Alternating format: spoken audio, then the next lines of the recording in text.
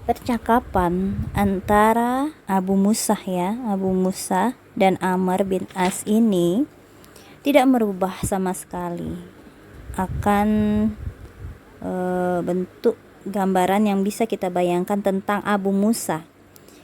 Setiap kita teringat akan peristiwa ini, ternyata Abu Musa jauh sekali akan dapat dikatakan lengah atau lalai. Bahkan dalam soal jawaban tanya jawab ini, kepintarannya itu lebih daripada Amr bin As yang terkenal licik dan lihai itu. Maka tak kala Amr hendak memaksa Abu Musa untuk menerima Muawiyah sebagai khalifah dengan alasan kebangsawanannya dalam suku Quraisy dan kedudukannya sebagai wali dari Utsman, datanglah jawaban dari Abu Musa. Suatu jawaban yang tajam dan gemilang. Seandainya, katanya jawabannya ya, seandainya khilafat itu berdasarkan kebangsawanan, maka Abraha bin Sahbah, seorang keturunan raja-raja, lebih utama dari Muawiyah. Dan jika berdasarkan sebagai wali dari darah Utsman dan pembela haknya, maka putra Utsman sendiri itu lebih utama dari Muawiyah. Setelah perundingan ini, kasus ini berlangsung menempuh jalan sepenuhnya menjadi tanggung jawab Amr bin As. Abu Musa telah melaksanakan tugasnya dengan mengembalikan urusan kepada umat yang akan memutuskan dan memilih khalifah mereka, dan Amr telah menyetujui dan mengakui mengakui pendapatnya si Abu Musa. Bagi Abu Musa tidak terpikir bahwa dalam suasana genting yang mengancam Islam dan kaum muslimin dengan malapetaka besar ini, Amr masih akan bersiasat bagaimana caranya Muawiyah itu menang, maksudnya ya. Ibnu Abbas telah memperingatkan Amr ketika ia kembali kepada mereka menyampaikan apa yang disetujui. Jangan-jangan Amr akan bersilat lidahnya. Kata Ibnu Abbas, demi Allah, saya khawatir Amr akan menipu Anda jika telah tercapai persetujuan tentang sesuatu antara Anda berdua. Maka silahkan dulu ia berbicara, kemudian baru Anda di belakangnya. Tetapi sebagai dikatakan tadi, melihat suasana yang amat gawat dan penting, Abu Musa tak menduga Amr akan main-main hingga ia merasa yakin bahwa Amr akan memenuhi apa yang telah mereka setujui bersama. Keesokan harinya, kedua mereka pun bertemu muka.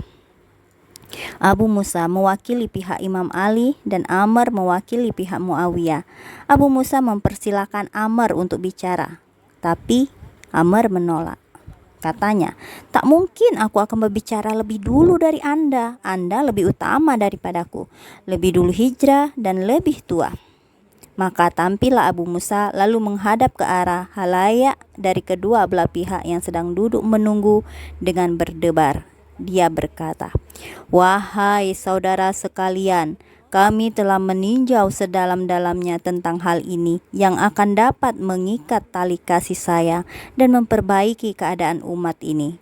Kami tidak melihat jalan yang lebih tepat daripada menanggalkan jabatan kedua tokoh ini, Ali dan Muawiyah, dan menyerahkan kepada pemusyawaratan umat yang akan memilih siapa yang mereka kehendaki menjadi khalifah. Dan sekarang sesungguhnya saya telah menanggalkan Ali dan Muawiyah dari jabatan mereka. Maka hadapilah urusan kalian ini dan angkatlah orang yang kalian suka untuk menjadi khalifah kalian." Sekarang tiba giliran Amr untuk memaklumkan penurunan Muawiyah sebagaimana yang telah dilakukan Abu Musa terhadap Ali.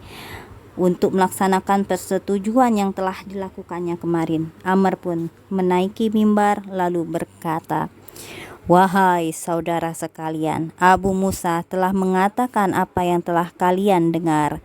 Ia telah menanggalkan sahabatnya dari jabatannya. Ketahuilah bahwa saya juga telah menanggalkan sahabatnya itu dari jabatannya sebagaimana dilakukannya. Saya mengukuhkan sahabatku Muawiyah karena ia adalah wali dari Amirul Mukminin Utsman dan penuntut darahnya serta manusia yang lebih berhak dengan jabatan ini. Abu Musa tak tahan menghadapi kejadian yang tidak disangka-sangka itu. Ia mengeluarkan kata-kata sengit dan keras sebagai tamparan kepada Abu Musa. Kemudian ia kembali kepada sikap mengasingkan diri. Diayunkannya langkah menuju Mekah di dekat Baitul Haram, menghabiskan usia dan hari-harinya di sana. Nah itu ya, Amr itu kan padahal sudah sepakat mereka berdua itu tidak akan menjadikan Ali dan Muawiyah itu sebagai khalifah. Itu sudah sepakat ya kemarin, ingat enggak Mbak?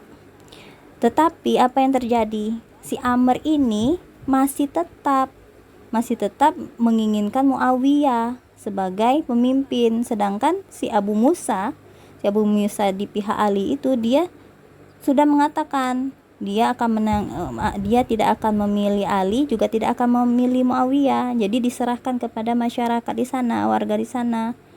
Nah kayak gitu, makanya Abu Musa itu nggak mau mengikuti apa yang dikatakan Amr bin As itu. Akhirnya dia pergi,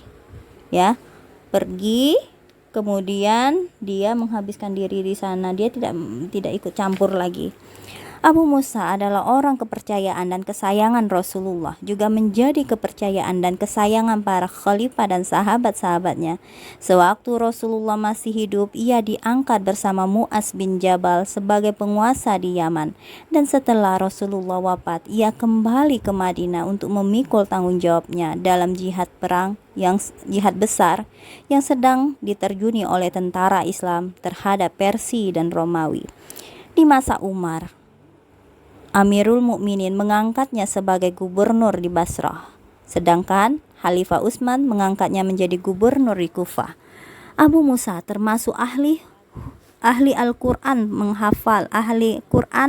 menghafalnya, mendalaminya, dan mengamalkannya. Di antara ucapan-ucapannya yang memberikan bimbingan tentang Al-Quran adalah ini ucapan dari Abu Musa: ikutilah Al-Quran dan janganlah kalian berharap akan diikuti oleh Al-Quran. Paham enggak, Mbak? Jadi kita itu harus mengikuti apa yang ada di dalam Al-Quran dan jangan berharap kita itu diikuti oleh Al-Quran. Maksudnya harusnya kita yang memperdomani isi Al-Quran itu, bukannya Al-Quran yang ngikuti manusia kayak gitu. Paham enggak? Kayak kan Al-Quran tuh isinya aturan-aturan kan, kewajiban, larangan. Nah itu yang harus kita ikuti, bukannya Al-Quran itu ngikuti manusia pengen ini baru diadakan di Al-Quran. Bukan kayak gitu ya. Ia juga termasuk ahli ibadah yang tabah. Waktu-waktu siang di musim panas, yang panasnya menyesak napas amat dirindukannya, kedatangan oleh Abu Musa dengan tujuan akan puasa pada hari itu. Katanya, semoga rasa haus di panas terik ini akan menjadi pelepas dahaga bagi kita di hari kiamat nanti. Pada suatu hari yang lembut, ajal pun datang menyambut. Wajah menyinarkan cahaya cemerlang, wajah seorang yang mengharapkan rahmat serta pahala Allah. Kalimat yang selalu diulang-ulang dan menjadi buah bibirnya sepanjang hayat, yang diliputi keimanan itu diulang menjadi buah bibirnya saat ia hendak pergi berlalu.